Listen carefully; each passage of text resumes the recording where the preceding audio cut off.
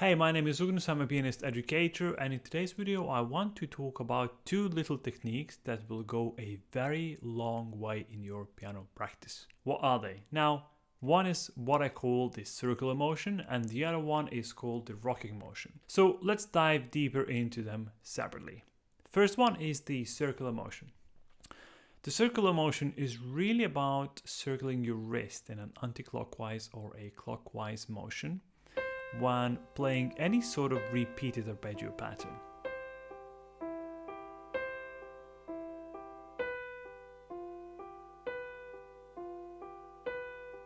Now the trick in practicing the circular motion is start slow. The slower you go, the wider the motion has to be, just like in this example here.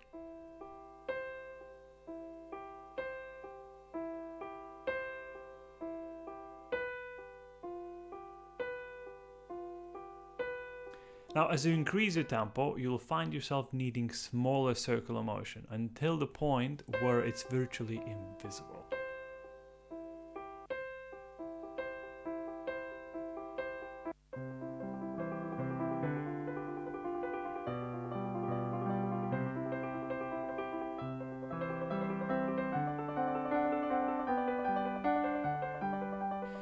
Now, the point of the circular motion is to help you keep your fingers relaxed and achieve faster speeds. Now, the good thing about the circular motion that it's very widely used. And, I realized recently after thinking about it that pretty much any piece of music will have this circular motion incorporated in one way or another. Think of any piece that has any kind of arpeggio. Beethoven sonatas like the Moonlight Sonata, the Appassionata, Chopin etudes such as Opus 10 number 1, Opus 25 number 1 and 12, Mozart, Haydn, Brahms pieces, any piece of music you can think of which has some sort of repetitive arpeggio pattern will likely involve the circular motion. If you're looking to further improve your technique, I recommend you looking up Czerny's etudes, Opus 849. They are fantastic pieces of music and they'll help you to improve and progress significantly.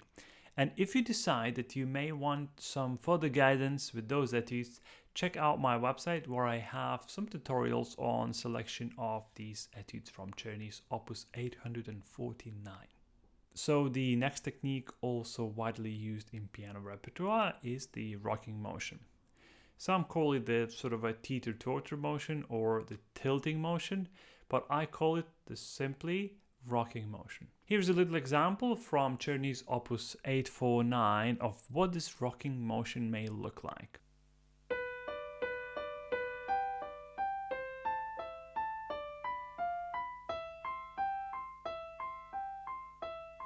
Just like the circular motion mentioned earlier, the idea of the rocking motion is to help you gain speed without tension in your fingers. So the rocking motion rocks your hand from one side to another side.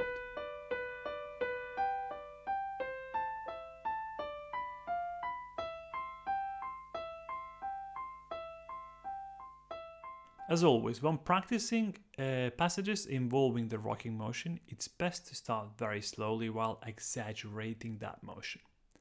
After practicing it slowly, try to increase the tempo. As you get faster, the rocking motion will diminish until it's almost invisible.